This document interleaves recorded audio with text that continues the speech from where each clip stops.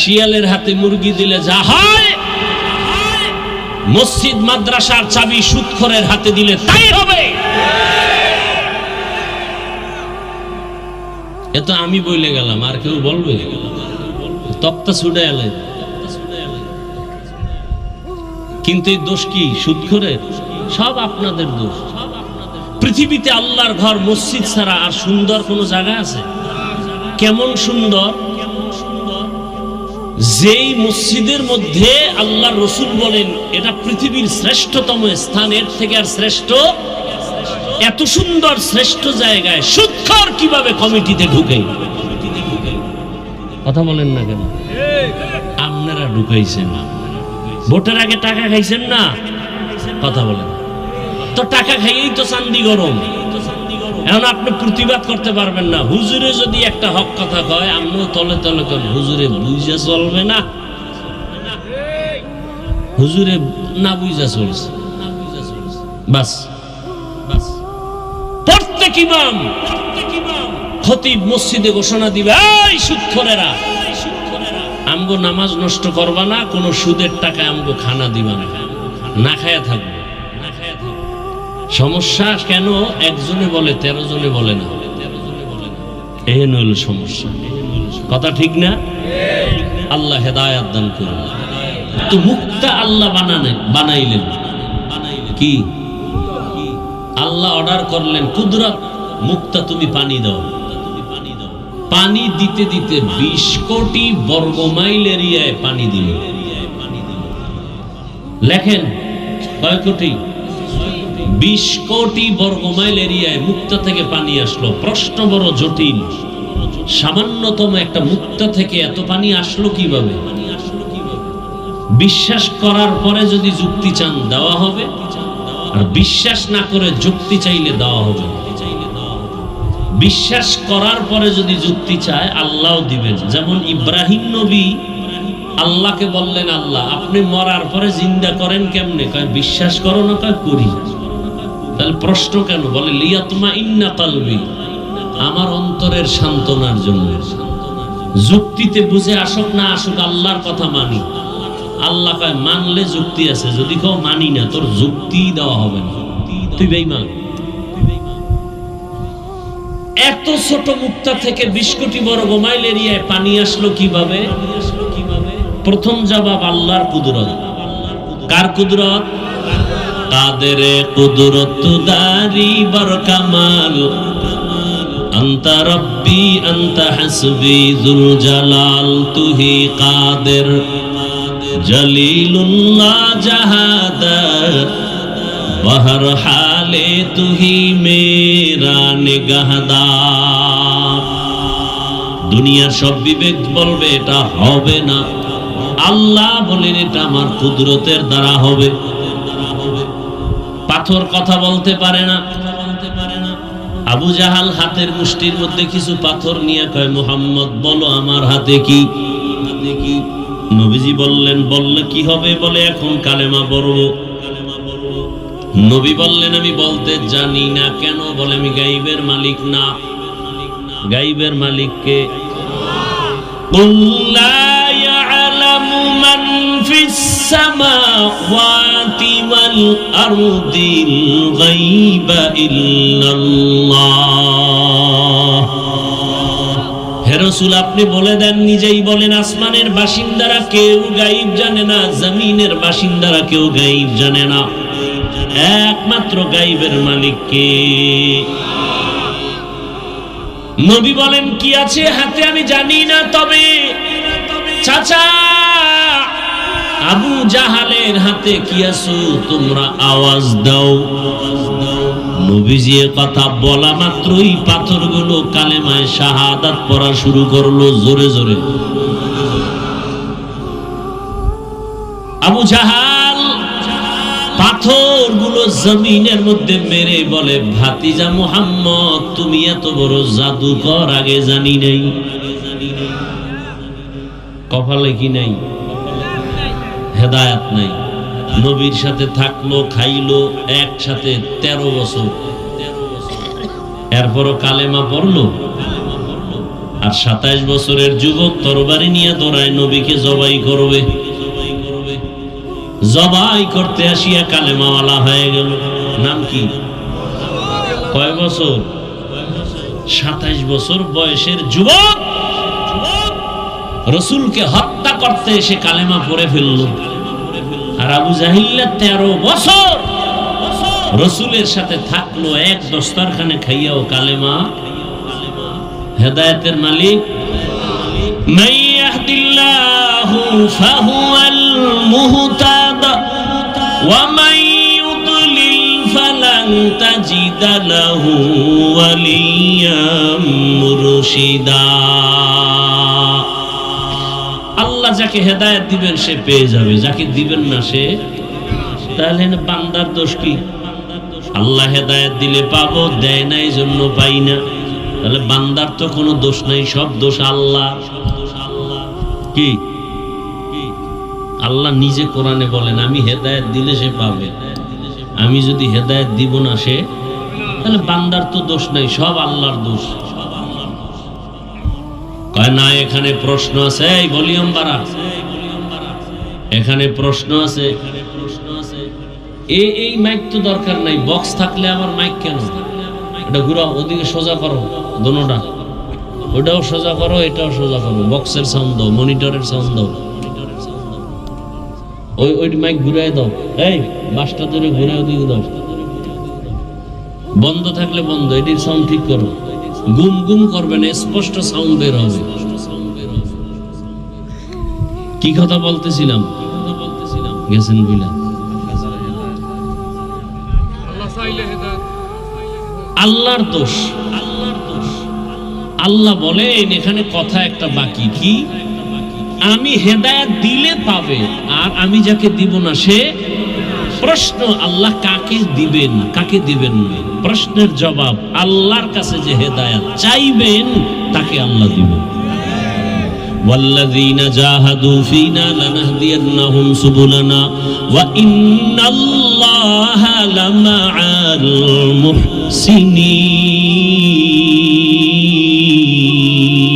المحسنين গর্তাওয়াকুল মিকুনি হার সুবহ শাম মিরসানাত রিজকে তু আজলা মাকাম। খারাপ লাগতেছে যেই কথাগুলো শুরু করছি, চলবে? শেষ হইতে ফজর হইব, বাকি আমি 1 ঘন্টার বেশি করব না। কারণ হজের বয়ান এক জায়গায় করছি 3.5 ঘন্টায়ও শেষ করতে পারি না। আমার জুমার মসজিদে চলে 7-8 জুমা চলবে 2-3 মাস। সব কথা মূল কথাগুলো আমি এখানে বলার চেষ্টা করব ইনশাআল্লাহ। রহমতের নবী যুদ্ধের ময়দানে যাচ্ছেন সাহাবায়ে কেরামদের কাফেলা নিয়ে। একজন হলে সাহাবী, একাধিক হলে সাহাবা, মহিলা হলে আনহা, পুরুষ হলে আনহু, বেশি হলে আনহুম, মহিলারা বেশি হলে আনহুন্না। সাহাবায়ে কেরামের কাফেলা নিয়ে নবী যাচ্ছেন যুদ্ধের ময়দানে, হেঁটে হেঁটে বহুদূর। পানি নাই, সাথে কূপ নাই, যার যার পাত্রে পানি ছিল তাও শেষ।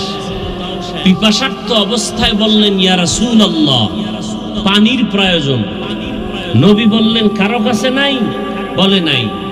বলে তো পাত্রের মধ্যে তো 1 ফোঁটাও থাকতে পারে, তোমরা সব এক জায়গায় হও, একটা পাত্রে ওই ফোঁটা দাও। দিতে দিতে 1 কাপ ধরেন, কথার কথা নবীজি আঙ্গুল দিলেন, এই পরিমাণ পানি বাড়তে থাকলো, সবার পাত্র ভরে ফেললো। সবাই পানি পান করলো পেট ভরে, আসুদা হয়ে পানি পান করলো। এরপরও জাগার পানি জাগায় রয়ে গেল। কার কুদরত?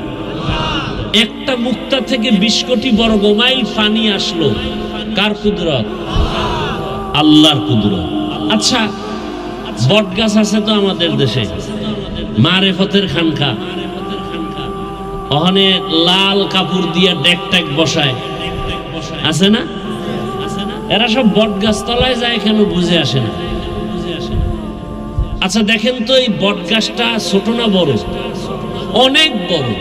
মাগুরা এলাকা, ওদিকে গেলাম যশোর, এক জায়গায় সাইনবোর্ড লেখা শতবর্ষী বট গাছ, অর্থাৎ 100 বছরের বেশি হয়ে গেছে বয়স। আচ্ছা এই বট গাছটা হয়েছে একটা ফলের থেকে, একটা বিচির থেকে হয়েছে না? সেই বট ফলটা কত বড়? 1 কেজি। সামান্য একটা বট ফল থেকে এত বিশাল বড় গাছ কেমনে হলো আমাকে বলেন তো? আল্লাহর কুদরত তো আমরা বলবো, আপনি বলেন কেন? আপনি তো আল্লাহরে মানেন না, মানলে তো দাড়ি কাটতেন না। আল্লাহর কুদরত তো আমরা বলবো। আচ্ছা একই পাতিলে ভাত তরকারি রান্না হয়, একই মশলা একই আগুনে রান্না করেন আমার আম্মা জান রাঁধুনি, খানা খাই একই তরকারি, মা বাপ ভাই বোন সব একসাথে, ঠিক না? মা বাবা দিন দিন হয় দুর্বল একই তরকারি ভাত খাইয়া, আর আমরা সন্তানরা হই সবল। কারণ কি? আরে আল্লাহর কুদরত তো আমরা বলবো। আপনারা যারা আল্লাহকে মানেন না, আপনারা যুক্তি দেন, আপনারা বারবার যুক্তি চান, যুক্তিবাদী দেন যুক্তি। কারণ কি? একটা গরু বাচ্চা দেয় একটা, কুত্তায় বাচ্চা দেয় 5টা। কেউ গরু জবাই, কুকুর জবাই করে না, হাজার লাখ গরু জবাই হয়, এরপরও গরু বেশি না কুকুর? কারণ কি? আবারও কয় আল্লাহর কুদরত। আল্লাহর কুদরত বলবে তারা যারা তাহাজ্জুদ পড়ে, যারা দাড়ি কাটা, ওরা আল্লাহর কুদরত মানে না, আল্লাহকে মানে না। যারা সুদের টাকায় ব্যবসা করে, ওরা আল্লাহর পৃথিবীতে নিকৃষ্ট, আল্লাহর বড় দুশমন। 24টা ঘন্টার সেকেন্ডে সেকেন্ডে তার আপন মায়ের সাথে জিনা জিনা জিনা। হজ করলে কবুল হবে না। সুদের টাকায় যাদের নাম আছে, এরা জিকির করলে কবুল হবে না, নামাজ পড়লে কবুল হবে না, দান করলে সওয়াব হবে না, মাদ্রাসা করলে সওয়াব হবে না, মোনাজাত দিলে কবুল হবে না, তওবা না করে কবরে গেলে কোরআনের আয়াত চিরস্থায়ী জাহান্নাম। কয়দিন? 1 সপ্তাহ। হ্যাঁ, এই দেশে সুদ নাই, ঘুষ নাই, নিমক হারামের গোষ্ঠী। ভোটের আগের রাত্রে যারা খাইছে পায়খানা, কেউ খায় নাই। সবগুলো হারামখোর, সবগুলো হারামখোর। এই টাকা খায় রক্ত হইছে শরীরে, রক্ত হারাম। এদের জন্য ওই অংশ জান্নাত হারাম। চোর। যারা টাকা খাইছে ওরাও জালেম, যারা ভোটের আগে টাকা খাওয়াইছে ওরাও জালেম। আল্লাহ হেদায়েত দান করুন। ওই দিন টের পাইছেননি কিছু পিশাবের মুরিদের ধাক্কা কেমন? ভোটের আগে টাকা খাইয়া জিকিরের অ্যাকশন, আরশে আজিম। কত তাবলিগওয়ালা ভাগরিওয়ালা হাজী সাহেবের ইমান 0 পয়েন্টে গেছি গে ভোটের আগের রাতে। কি আমি মাঝে মাঝে বলি না, কার ইমানের পার্সেন্ট কত মজবুত? মাইয়া বলা বিয়া সময়ে দেখা যায়।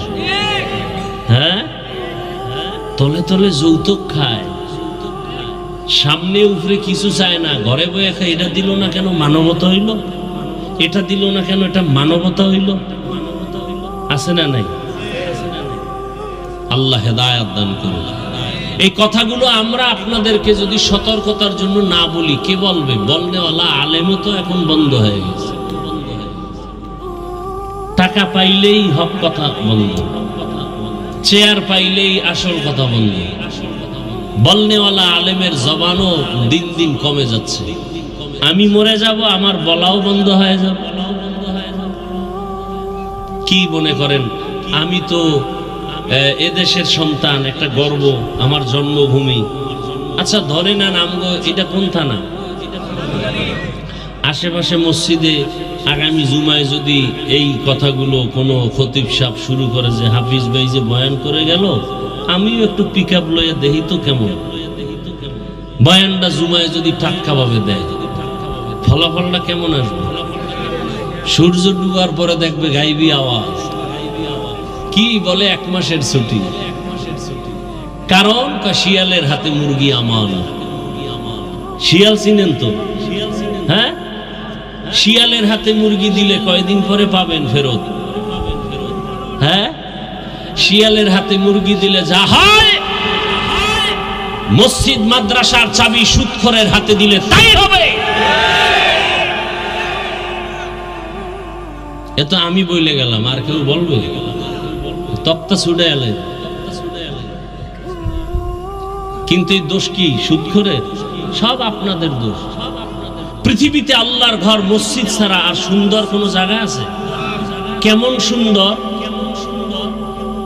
যেই মসজিদের মধ্যে আল্লাহর রাসূল বলেন এটা পৃথিবীর শ্রেষ্ঠতম স্থান, এর থেকে আর শ্রেষ্ঠ, এত সুন্দর শ্রেষ্ঠ জায়গায় সুদখোর কিভাবে কমিটিতে ঢুকে?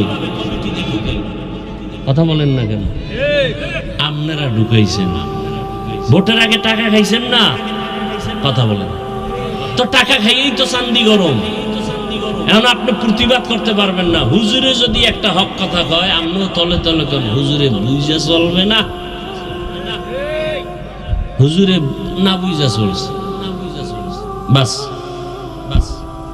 প্রত্যেক ইমাম খতিব মসজিদে ঘোষণা দিবে, এই সুদখোরেরা, আমগো নামাজ নষ্ট করবা না, কোন সুদের টাকায় আমগো খানা দিবা না, না খায়া থাকবো। সমস্যা কেন? একজনে বলে 13 জনে বলে না, এহেন হইল সমস্যা। কথা ঠিক না? আল্লাহ হেদায়াত দান করুন। রাগ করতেছেন? রাগ করলে আজকেই করবেন, আর জীবনে না আইলে। রিজিকের মালিক কি? ওয়াজ মাহফিল না আল্লাহ? মাছের খানা কে দেন? নদীর মাছের খানা কে দেন? উড়ে পাখি যে উড়ে সকালবেলা বের হয়, সন্ধ্যাবেলা পেট ভরে বাসায় এসে বাচ্চার খানা নিয়ে কে খাওয়ায়? জঙ্গলে হাজারো প্রাণী আছে, কে খাওয়ায়? গর্তের পিপিলিকার খানা কে দেন? বলেন ওরা দামি না আমরা দামি? তো ওদের দিলে আল্লাহ আমগো দিবেন না? তাহলে এত ভয় কেন, এত পেরেশানি কেন? আরে ভয় তো আপনি করবেন না, ভয় করবে তো ওই ব্যক্তি আপনাকে। দেখবেন, একটা কথা মনে রাখবেন, লিখে রাখবেন, যদি আপনি সৎভাবে চলেন না, গরিব হলেও সব টাকাওয়ালারাও আপনাকে ভয় করবে। আল্লাহর কসম করে বলছে, যদি আপনি সৎভাবে চলেন, হালাল ভাবে, বড় মাস্তান পর্যন্ত আপনার সামনে কথা বলতে সাহস পাবেন। আপনি গরিব হলো আপনার সামনে কথাই বলতে পারবেন। আপনি তো সে হালালের পাওয়ার জানেন না, আপনি হারাম খেয়ে সব ধ্বংস করে ফেলেছেন।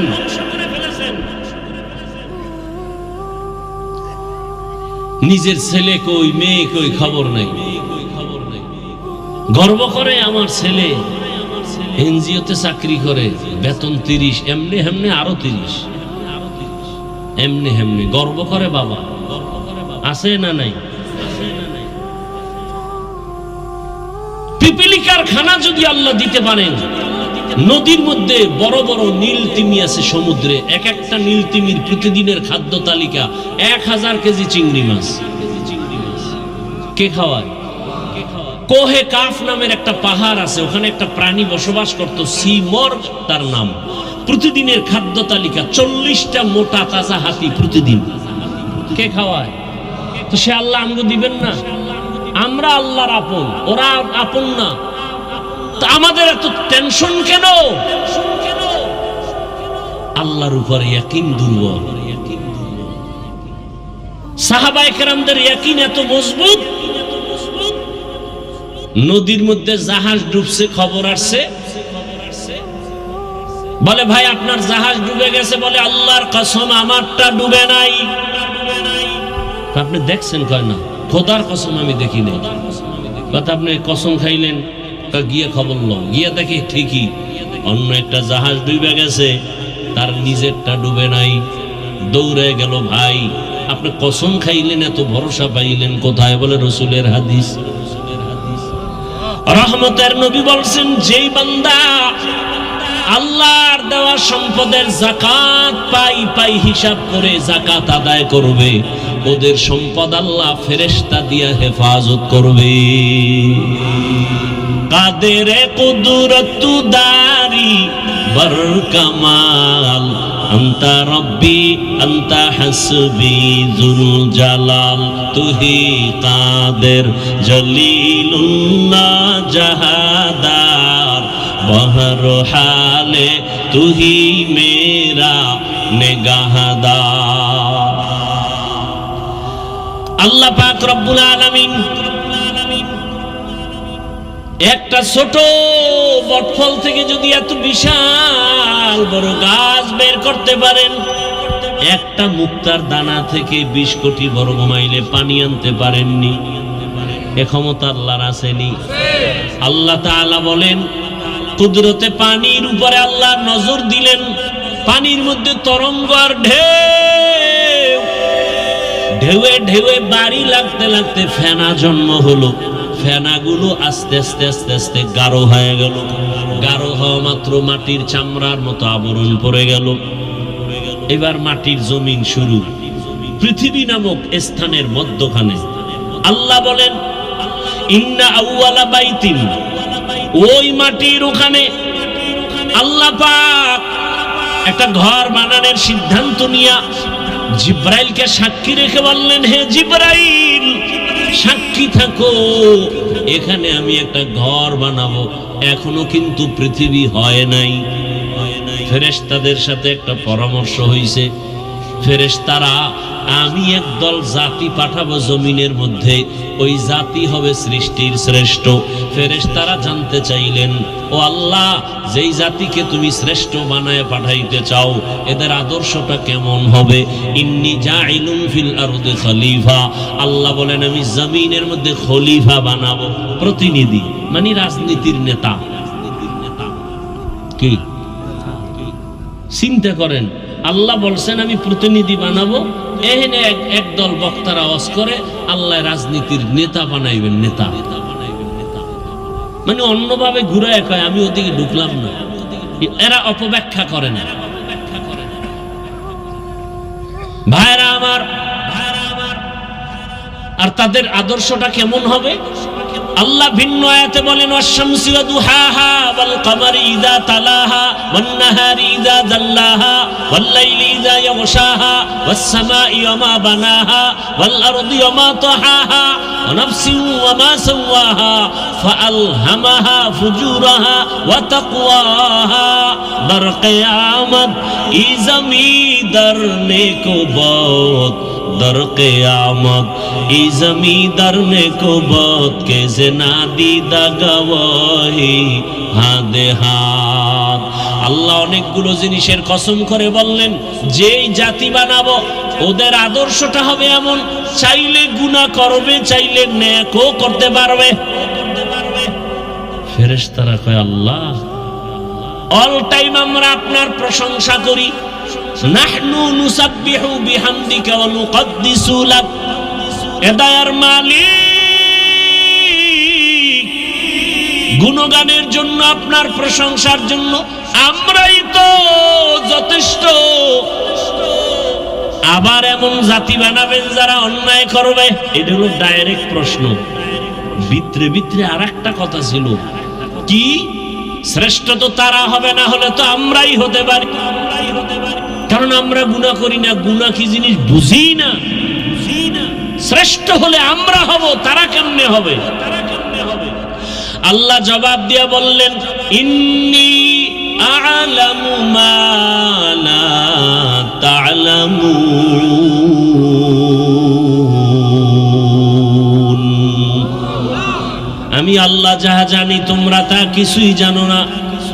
অর্থাৎ আমি আল্লাহ জানি ওই জাতি গুনাহ চাইলেই করতে পারবে, কিন্তু এমন একদল আমার বান্দা জমিনে থাকবে এরা গুনাহ করবে দূরের কথা, এদের কাছে কোনো গুনার আসরও লাগতে পারবে না। এমন জাতি অবস্থা তাদের অন্তরে হবে। আল্লাহ পাক এইবার সিদ্ধান্ত করে ফেললেন যে ফেরেশতারা তোমরা বুঝো না কেমনে শ্রেষ্ঠত্ব দান করব, এবার তুমি বাস্তবে একটা নমুনা দেখাই। আল্লাহ নমুনা দেখাইতে গিয়া আদমকে বানাবার সিদ্ধান্ত নিলেন। ঘর বানানোর সিদ্ধান্ত আগে, এবার আদমকে বানাবেন। পৃথিবী নামের মধ্যখানে পানির উপরে মাটির আবরণ। আল্লাহ বলেন সরদার ফেরেশতাদের জিবরাইল জমিনে যাইয়া ওই মাঝখানের মাটির চামড়াটা অংশ আমার কাছে নিয়ে আস, আমি আদম রে বানাবো। জিব্রাইল গিয়া মাটিরে কয় একটু চামড়া নেওয়া লাগবে, দিবে না, মনে কষ্ট। জিব্রাইল ব্যর্থ হয়ে চলে গেলেন, আল্লাহ পারি নেই। আল্লাহ বলেন মিকাইল যাও। মিকাইল আইসাও পারে নাই, ফেরত।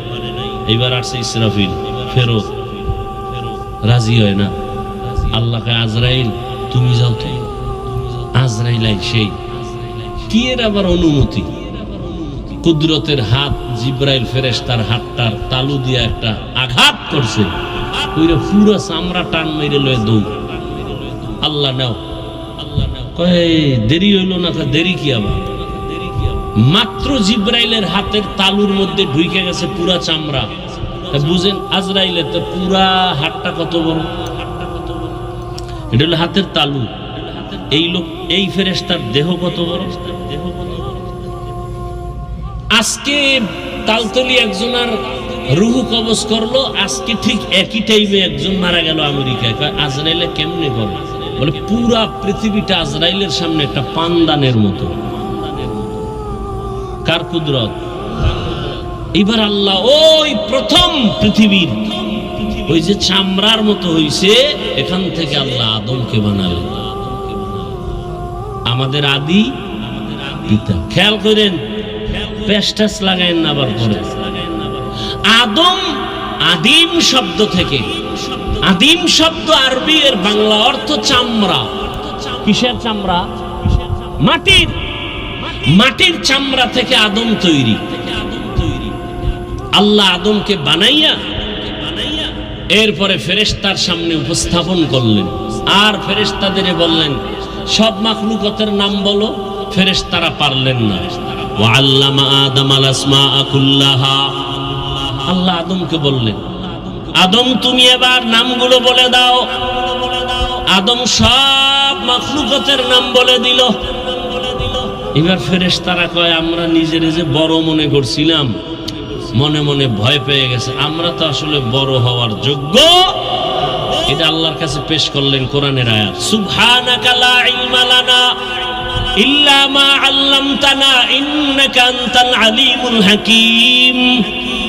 ও দয়ার মালিক, তুমি যা শিখাইছো তাই পারি, এর বাইরে পারি না। আদমই শ্রেষ্ঠ হওয়ার যোগ্য, আমরা শ্রেষ্ঠ হতে পারি না। আল্লাহকে এটা মুখে বললে হবে না, বাস্তবে দেখাও। উসজুদু লি আদম, আদমরে কি করো? সিজদা করো। এই যে ফেরেশতারা নিজেদের ভুলটা বুঝতে পারলো, এখানে একটা পয়েন্ট খেয়াল করেন। ফেরেশতারা আল্লাহর কাছে ক্ষমা চাইলো, যদিও তারা নিজেরা মনে করছেন আমাদের দুর্বলতা, ভুল, কিন্তু এটা আল্লাহর আদালতে কিনা। কথা বলেন না কেন? কি আপনাদের খারাপ লাগতেছে? আল্লাহর আদালতে কিনা, ভুল না। কিন্তু এখানে একটা পয়েন্ট মনে রাখবেন, এই যে ফেরেশতারা আল্লাহর কাছে ক্ষমার প্রার্থনা করলো, ডাইরেক্ট করে নাই, একটা ওসিলা পেশ করছে। কি পেশ করছে? বর্তমান বাংলাদেশে ধর্ম নিয়ে, ইসলাম নিয়ে ফিতনা বেশি। পৃথিবীর কোন রাষ্ট্রে ইসলাম ধর্ম নিয়ে এত ফিতনা নাই। আমার সোনার বাংলায় যেই পরিমাণ ফিতনা, পীর মুরিদির মধ্যে যাবেন ফিতনা, টুপির মধ্যে যাবেন ফিতনা, নামাজে দাঁড়াবেন ফিতনা, আছে না নাই? হিন্দুরা ফিতনা করে না, খ্রিস্টানরা করে না, সব ইসলামের ব্যানার আলা মুনাফিকরা করে। কি আছে না নাই? আর এটা বাংলাদেশে কেন, কার বদদোয়া লাগছে, কোন বুজুর্গের বদনজর লাগছে বলা যায় না। নাইলে দুনিয়াতে আর কোথাও এত ফিতনা নেই। কি ফিতনা? এই ফিতনার মধ্যে একটা ফিতনা হলো ইউটিউবে অনেক বয়ান। আমগো বয়ান তো 50,000 লোকে শুনে, 1 লাখ লোকে শুনি। ওগো বয়ান তো সারা দুনিয়ায় শুনি। টিভি চ্যানেলে কি বয়ান? ওসিলা পেশ করে দোয়া করা বেদাত। বাস একটা মাইরে দিছে, ওসিলা দিয়ে দোয়া করা বেদাত। আর আমি চ্যালেঞ্জ করে বলছি, সারা দেশে আজও বলি, ওসিলা পেশ করে দোয়া করা সুন্নাত। ফেরেশতারা ওসিলা পেশ করলেন, ইয়া আইয়ুহাল্লাযীনা আমানু ওয়াবতাগু ইলাইহিল ওয়াসিলা। ফেরেশতারা ওসিলা পেশ করলো। কি ওসিলা? একটা আমল। কি? আমলটা কি? ওই যে শুরুতে বলছিলাম 7 আসমানের উপরে একটা কাবা আসেনি, কি নাম বলছিলাম? বাইতুল মামুর, নূরের তৈরি কাবা। মুহূর্তে মুহূর্তে 70,000 রহমতের ফেরেশতারা ওই কাবা তাওয়াফ করে। আজকে যারা সুযোগ পাইল সিরিয়ালে, কিয়ামতের আগে তাদের আর সিরিয়াল হবে না। এবার বুঝেন ফেরেশতা কি পরিমাণ আল্লাহ বানায় রাখছেন, যে আজকে একবার যারা 70,000-এর কাফেলা তাওয়াফের সুযোগ পেল, কিয়ামতের আগে আর পাবে না। এর মধ্যে সিরিয়ালে ফেরেশতা আছেই। বাইতুল মামুর ফেরেশতারা বললেন, হে আল্লাহ, শ্রেষ্ঠ আমরা হওয়ার যোগ্য না, তবে নিজেদের মধ্যে যে একটা ভাব তৈরি করেছিলাম ভুল হয়েছে, মাফ করে দাও। মাফের ওসিলা বাইতুল মামুরের তাওয়াফের ওসিলায় মাফ করো। আল্লাহ কয়, তোমরা গুনাহ কি জিনিস বুঝোই না? নিজে নিজে একটা ধারণার উপরে নিজের ভুল স্বীকার করে ক্ষমা চাইতে গিয়ে একটা ওসিলা পেশ করেছো, কাবার তাওয়াফ। আর আমি যাগো বানামু শ্রেষ্ঠ জাতি হিসাবে, এরা তো কত গুনাহ করবে, ইচ্ছা করে হাতের গুনাহ, চোখের গুনাহ, জবানের গুনাহ। এই যে মোবাইলের দ্বারা হচ্ছে না, সারা রাত মোবাইল ঘরে নিয়ে গুনাহ, চোখের গুনাহ, হাতের গুনাহ, জবানের গুনাহ, অন্তরের গুনাহ, কল্পনায় কল্পনায় গুনাহ। আল্লাহ মোবাইলের গুনাহ থেকে আমাদেরকে হেফাজত করেন। ভাইরা আমার, আল্লাহ পাক বললেন, ও ফেরেশতারা, তোমরা ওসিলা পেশ করেছো বাইতুল মামুর, কাবার তাওয়াফ। আমার যেই জাতি বান্দা হবে শ্রেষ্ঠ, এরা অন্যায় করে ক্ষমা চাওয়ার দরকার। এদেরও তো একটা ঘর বানানো প্রয়োজন। ও জিবরাইল, যাও ওই আদমরে যেই মাটির থেকে বানানোর সিদ্ধান্ত নিলাম, ওখানে বাইতুল্লাহ নির্মাণ করো। প্রথম বাইতুল্লাহ নির্মাণ হয় জিবরাইল আমিন ফেরেশতার মাধ্যমে। এরপরে জমিনে আল্লাহ ঘর বানাইলেন বাক্কা নগরীতে। বাক্কা মানে এখন যার নাম মক্কা, আগে ছিল তার নাম। এগুলো এক ব্যাখ্যা। আর এক কথা হলো, না বাক্কা কেন বলা হয়? কাবা যে এরিয়ায় আছে এই জায়গাটার নাম বাক্কা, আশেপাশের জায়গার নাম মক্কা।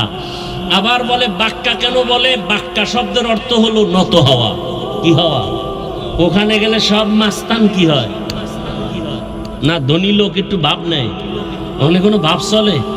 রিক্সা ড্রাইভারও সাদা কাফন পরে লাশের মতো কাফন লাগাও। ধনী তুমি একই পোশাক পরো, মাথায় টুপি রাখা যাবে না, পায়ে কোনো জুতা রাখা যাবে না, সেলাইবিহীন কাপড় পরো। এবং এই কাপড় পরা অবস্থায় কোনো আতর লাগানো যাবে না, সাবান দিয়ে ডোলে গোসল করা যাবে না, কোনো একটা বিচিও খোটে রক্ত বার করা যাবে না। ওখানে গিয়া জোরে জোরে চিল্লায় বলতে হবে, লাব্বাইক আল্লাহুম্মা লাব্বাইক, লাব্বাইক লা শারীকা লাকা লাব্বাইক, ইন্নাল হামদা ওয়ান নি'মাতা লাকা ওয়াল মুলক লা শারীকা লাক। এটাকে তালবিয়া বলে। কি বলে? হজের নিয়ত আছে, নামাজ ছাড়া হজ না করা পর্যন্ত মরণ হবে না যদি একটা আমল দি করেন। করবেন না হুদে কইয়া লাভ কি? করবেন। যারা 5 ওয়াক্ত নামাজ পড়ে না, এরা তো আমল জীবনেও করতে পারবে, সম্ভবই না। আর এই 5 ওয়াক্ত নামাজের পরে ওই আমলটা করলে তার হজ করা ছাড়া মরণ হবে না। ভাইরা আমার, হাদিস শরীফে নবী বলেন, বান্দা যখন সাদা কাফন পরে লাব্বাইকের আওয়াজ দেয়, জোরে দিবে, আওয়াজটা যতদূর যাবে ওই এরিয়ার সব আল্লাহর ভিন্ন মখলুক তার পক্ষে হাসরের দিন সাক্ষী দিবে। এবং এই পুরা তালবিয়া 4 শ্বাসে পড়া সুন্নত। কয় শ্বাসে? এই মনে রাখবেন, আমি পড়ে শুনাই, এটা খেয়াল করবেন। লাব্বাইক আল্লাহুম্মা লাব্বাইক, লাব্বাইক লা শারীকা লাকা লাব্বাইক, ইন্নাল হামদা ওয়ান নি'মাতা লাকা ওয়াল মুলক লা শারীকা লাক। কয় শ্বাস হইল? এই 4 বারে 4 শ্বাসে পড়বেন। এটাও তো আমগো খবর নেই। হ্যাঁ, হজ এত সোজা। শাইখুল হাদিস আল্লামা আজিজুল হক রাহমাতুল্লাহ আলাইহি বলতেন, হজ যদি কেউ করতে চায় তাহলে প্রথম গিয়া সে দেখবে, দ্বিতীয়বার গিয়া জানবে, তৃতীয়বার গিয়া করবে, তাহলে হবে হজ করা। আরে হজের উপরে একটা কিতাব লেখছেন পৃথিবীর শ্রেষ্ঠ একজন বিখ্যাত আলেম, সমস্ত আলেম তার নাম জানে, তার কিতাব মাদ্রাসায় পড়ানো হয়। উনি গিয়া বাইতুল্লাহ তাওয়াফ শুরু করছে উল্টা দিকে, অথচ উনি হজের বই লেখছে বিশাল। ওখানে গেলে সব হুজুর এলেম দুর্বল হয়, বড় কঠিন হালাত।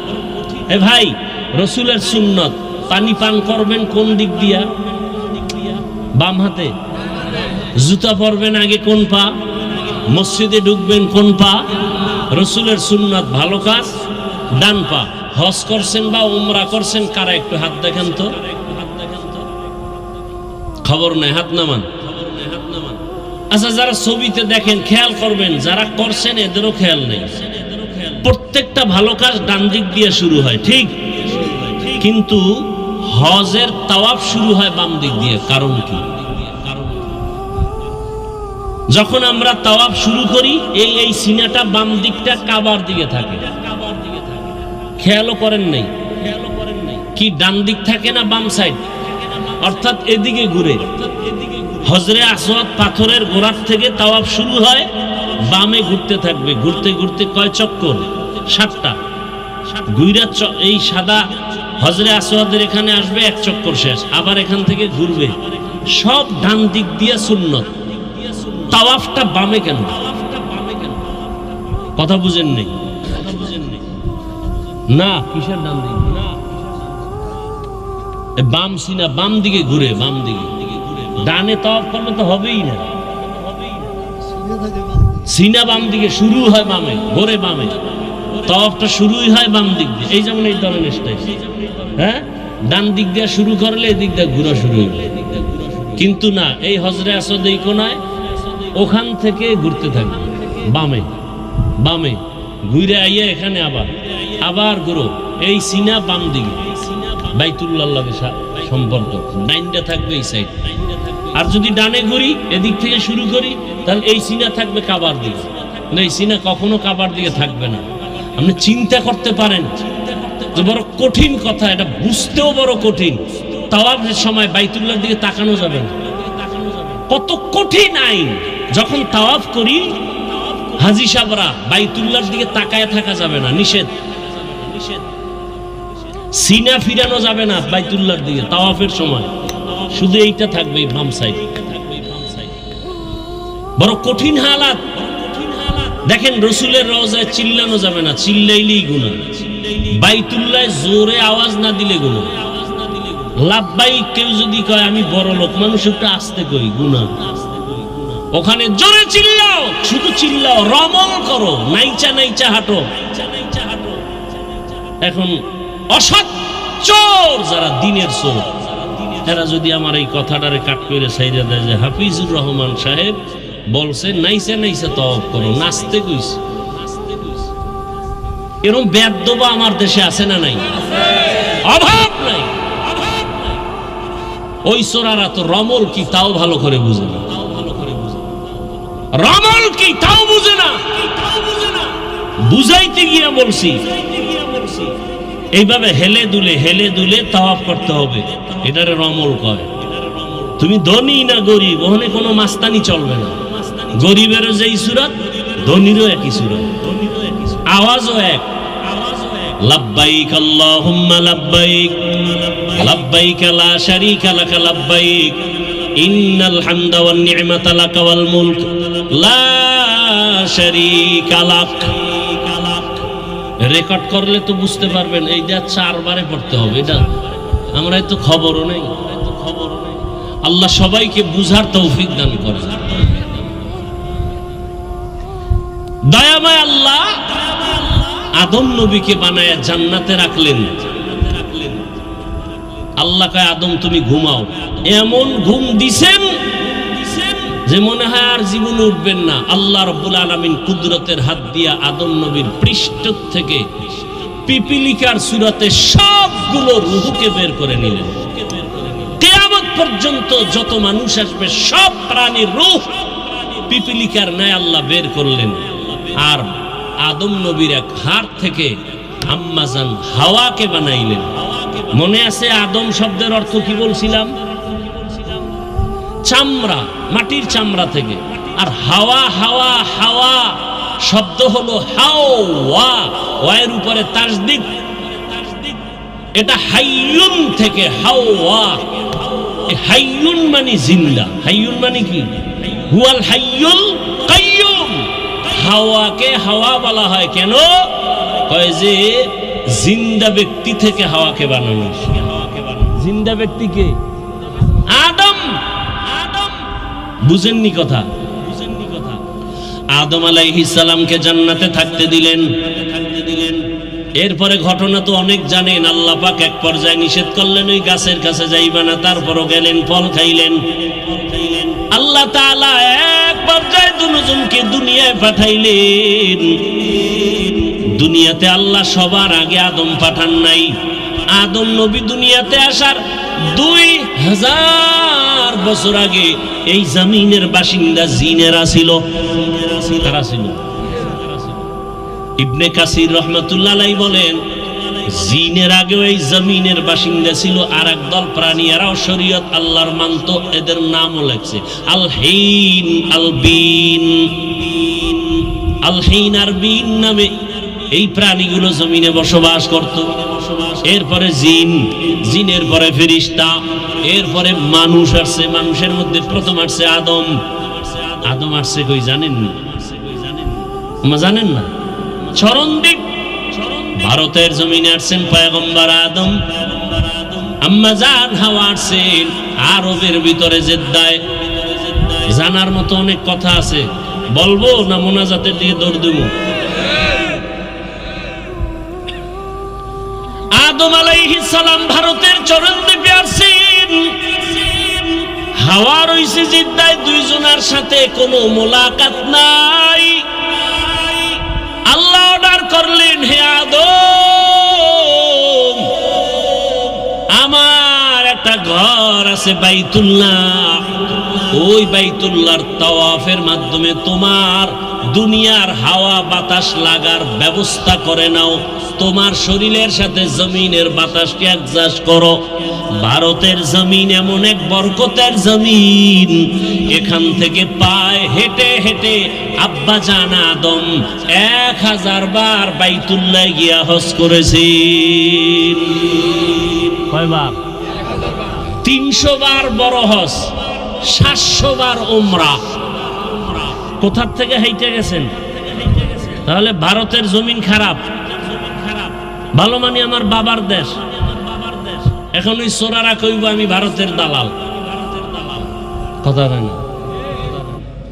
আমি বলি তোর 14 গোষ্ঠী দালাল, আমরা নয়।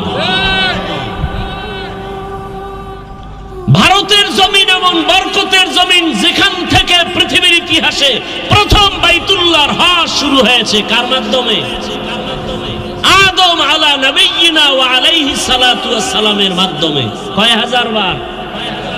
300 বার বড় হজ, 700 বার। এর খবরও তো নাই। এই বয়ানটা সেদিন দিছি। সেদিন কোথায় জানি? বাগেরহাট। এর মধ্যে লাগিয়ে গেছে, লাগিয়ে গেছে। বেয়াদবি করলে ওই মা বাবার অবৈধ, মা বাবার অভিশপ্ত বেয়াদব সন্তানগুলোই আলেমের বিরোধিতা করে।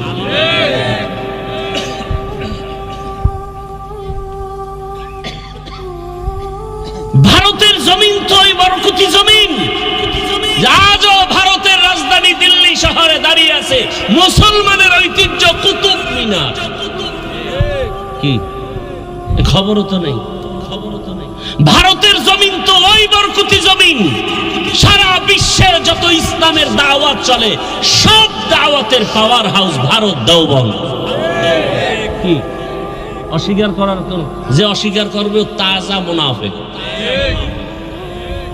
রাজনীতির ময়দানে খেদমত চলে দেওবন্দীদের সর্বোচ্চ, তাবলীগের ময়দানের খেদমত দেওবন্দীদের অবদান, রাজনীতির ময়দান ইসলামের খেদমত দেওবন্দীদের অবদান, পীর মুরিদির লাইনে খেদমত দেওবন্দীদের অবদান।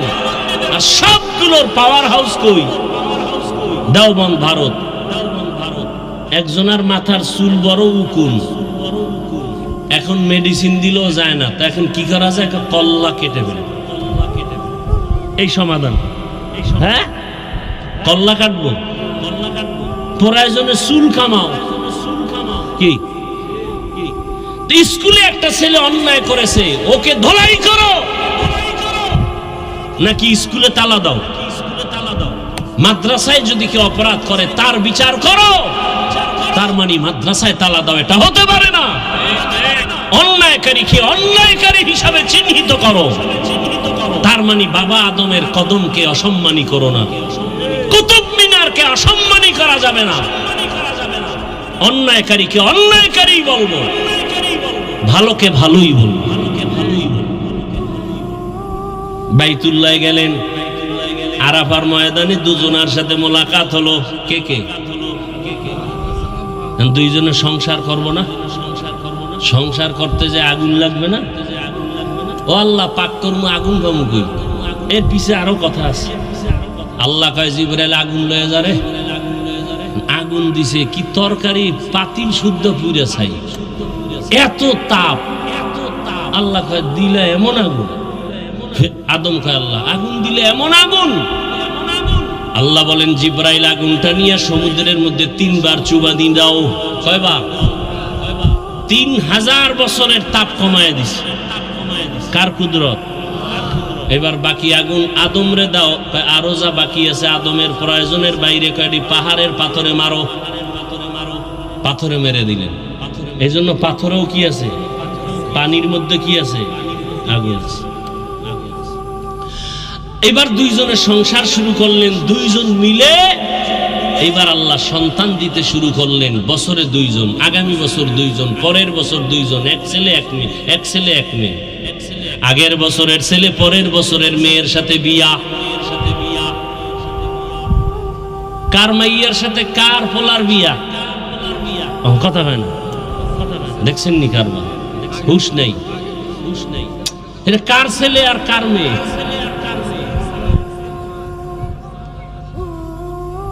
এটা আলাদা আলাদা না, একই মায়ের সন্তান? আগামীকালকে থেকে আপনারা এটা শুরু করেন।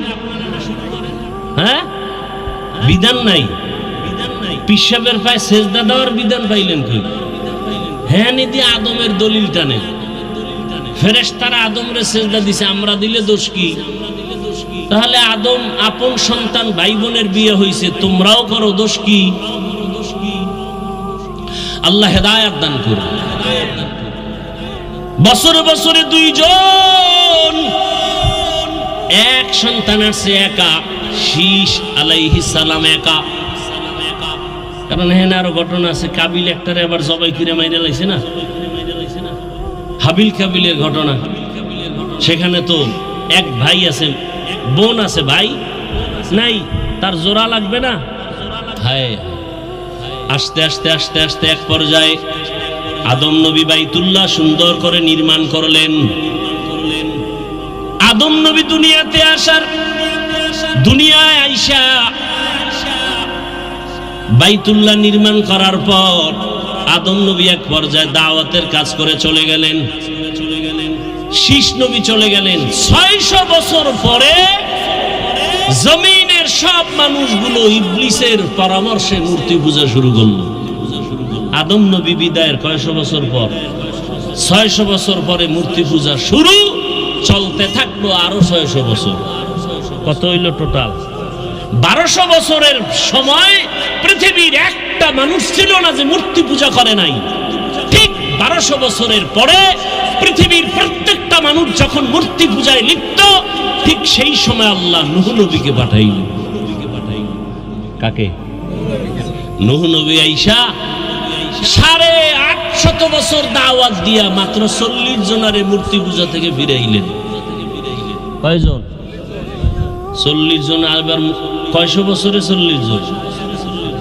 950 বছর।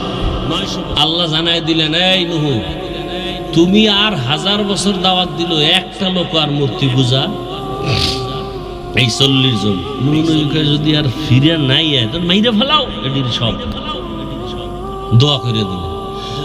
আল্লাহ কোরআনে সে দোয়ার কথা বলছেন, وقال نوح رب لا تذر على الأرض من الكافرين ديارا।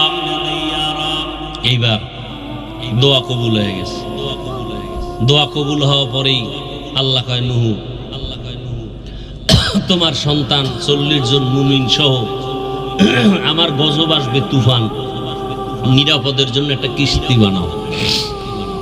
ওই কিস্তির মধ্যে 40 জন মুমিন তোমার সন্তান সহ, আর প্রত্যেকটা প্রাণীর এক জোড়া করে, 2টা গরু, 2টা হাতি, 2টা ছাগল, 2টা ভেড়া, 2টা বকরি, এরকম পানির মধ্যে যা আছে এইভাবে জোড়ায় জোড়ায়। আল্লাহ কি বানাইতে কইলেন?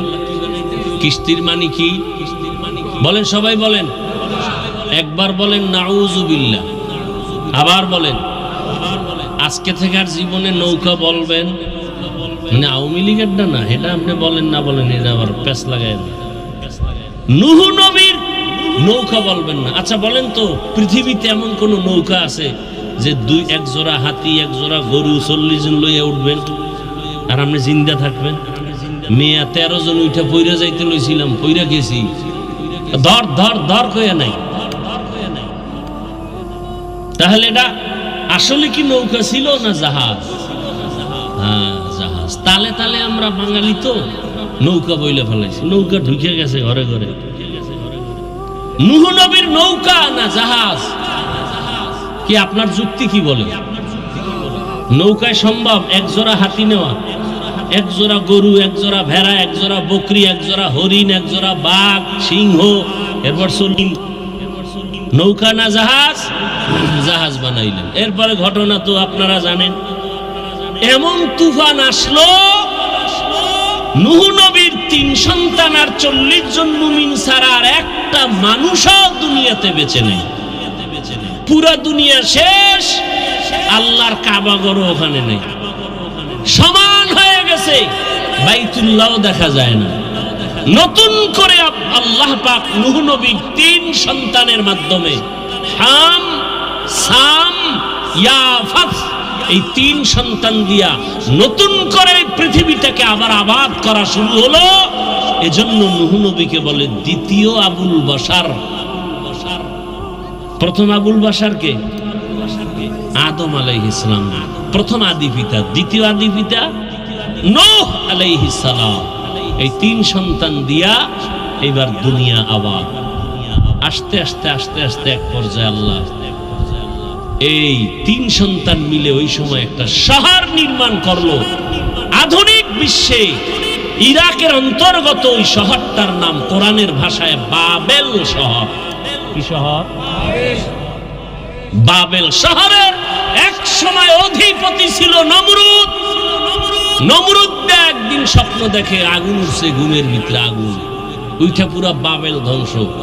গণকারী পণ্ডিতের কয় কি দেখলাম? কয় তোমার শনি। কি দেখছো? এমন এক পুত্র ছেলে আসবে, তোমার এই খোদাইগিরি সব শেষ। নমরুদ দেখায় তাহলে জন্ম নিয়ন্ত্রণ শুরু। এটারে বলে বার্থ কন্ট্রোল, জন্ম নিয়ন্ত্রণ হারাম। পৃথিবীর ইতিহাসে জন্ম নিয়ন্ত্রণ আইন প্রথম পাশ করে নমরুদ, আর এই আইনের ডাইরেক্টর বানাইছে ইব্রাহিম নবীর বাবা আজরকে।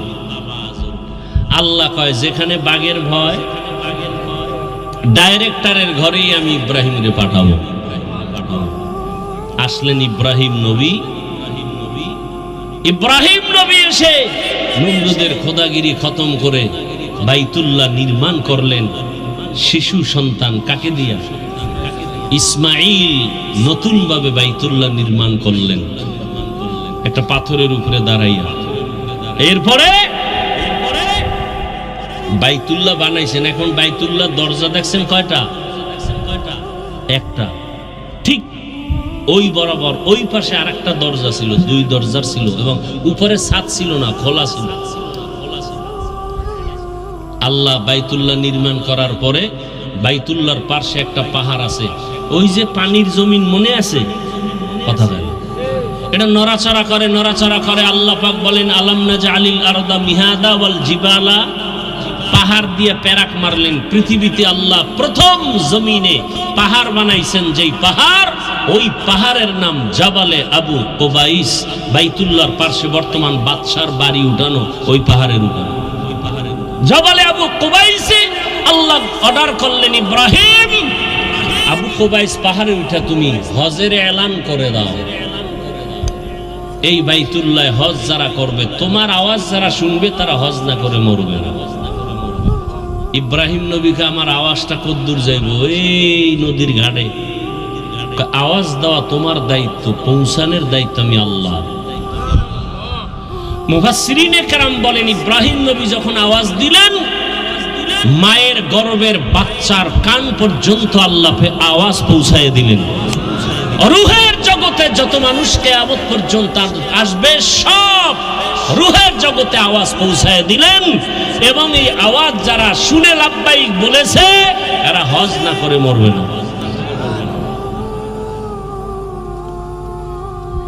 এইবার আপনার ডাক কবুল হয়েছে কিনা, আমারটা কবুল হয়েছে কিনা নমুনা তো বোঝা যাইব না। যারা নামাজ ধরে ফেলছেন, এবার আমলটা বলি। মনে আছে একটা আমলের কথা বলবো। প্রতিদিন ফজরের নামাজের পরে সূর্য উঠার পরে আরেকটা নামাজ আছে, কেউ জানেননি? ওই নামাজটা কি নামাজ? কয় রাকাত? 2 রাকাত। ধমক দিলি রাকাত বাইরে যায়, ধমক দিলি রাকাত বাড়ে। ধমক দিছি কয় 2, আর এক ধমকে 4, আর এক ধমকে 6। 4 রাকাত। কয় রাকাত? এই 4 রাকাত নামাজ যারা প্রতিদিন আদায় করবে, ফজর বাদ দিয়া 5 ওয়াক্তের পরেই ইশরাকের নামাজ যারা ঠিক মতো আদায় করবে, সমস্ত উলামায়ে আহলে হক আল্লাহওয়ালাদের নজরিয়া আল্লাহ তাকে বাইতুল্লাহ না দেখায় কবরে নেবেন না। কারণ ইশরাক নামাজ পড়লে হাদিস স্পষ্ট দলিল, কবুল হজের সওয়াব। তাহলে আল্লাহ নামাজ দিয়েই হজ কবুল করাইব বাইতুল্লাহ না নিয়ে? ওলামায়ে কেরামদের ওভার 100 কনফিডেন্স এবং নজরিয়া শতভাগ নিশ্চিত, আল্লাহ ইশরাকের আমলের বরকতে বাইতুল্লাহর জিয়ারত কবুল করবে। নিয়ত আছে তো ইনশাআল্লাহ? হজ কি? হজ কেন? জন্মভূমির টান। হজ কেন? রহমতের সেন্টার। কারণ ওখানে অল টাইম আল্লাহর রহমত বর্ষণ হয় বাইতুল্লাহর ছাদের উপরে। অল টাইম আল্লাহর রহমত। এই জন্য বাইতুল্লাহর দিকে তাকায় থাকলেও সওয়াব। শুধু তাকায় তাকায় দেখবে তাতেও কি? যারা বাইতুল্লাহ প্রথম দেখবে, দেখা মাত্রই যে দোয়া করবে সাথে সাথে করবে। তাহলে এমন একটা দোয়া করতে হবে যে দোয়াটা জামে হয়, মানে হয়। এক এলাকায় এক পিসা বুঝিয়ে আইছে, আয়ে কইতেছে, এই আমি দোয়া কবুল করামু আল্লাহর কাছে, তবে এক কথায় দোয়া কইতে হইব, 2 কথায় না। এখন এক চালাক বাঙালি কয়, হুজুর আমার এক কথার দোয়া, আমি জানো স্বর্ণের প্লেটে 3 বেলা শান্তি মতো ভাত খাইতে পারি। বুঝেন না? এক কথায় দোয়া। স্বর্ণের প্লেটে যদি ভাত খায় তো এ আর ফকির থাকবে জীবনে? বাস, ধনী হওয়ার দোয়া, শান্তি, সব এক কথায়। আমার ওস্তাদ বলছেন বাইতুল্লাহ দেখলেই যে দোয়া কবুল হবে, হাদিসে আছে। কি দোয়া করলে তোমরা কামিয়াব হবে? ওস্তাদ বলছেন দেখেই দোয়া করবা, আল্লাহ জীবনে যত নেক দোয়া করেছি আর নেক দোয়া করব সব তুমি কবুল করে নাও। এর থেকে আর বড় দোয়া আছে? নিয়ত করেন, সন্তানগুলোকে আমলওয়ালা বানান। কয়দিন আর বাঁচবেন? রমজানের ঈদে কত মানুষ চলে গেল কবর, কথা ঠিক না? আল্লাহর কাছে বেশি বেশি দোয়া করেন। পর্দার আড়ালের মা বোনেরা, সন্তানটাকে ডাক্তার বানাবেন নেককার, ইঞ্জিনিয়ার বানান নেককার, ওসিডিসিএসপি বানান নেককার, আপনারাও 5 ওয়াক্ত নামাজ পড়েন, একটা ভালো সন্তানের মা হয়ে কবরে যাবেন। আপনার মতো কত মা এখনো আছে মোবাইলে সময় নষ্ট করে না, স্বামীর মাল হেফাজত করে, নামাজ ছাড়ে না, বেপরদায় চলে না।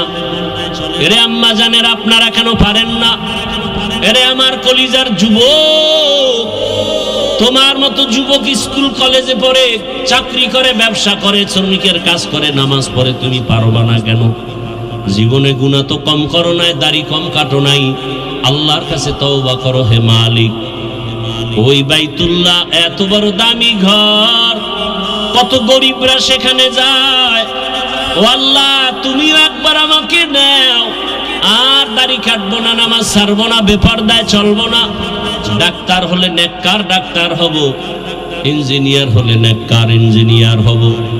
জীবনে আর নামাজ ছাড়বো না, বেপরদায় চলবো না। মা বাবার দোয়া, শিক্ষকের দোয়া, উলামায়ে কেরামের দোয়া, পরামর্শ নিয়ে নবীর আদর্শ মেনে, নবীর সুন্নাত মেনে চলবো।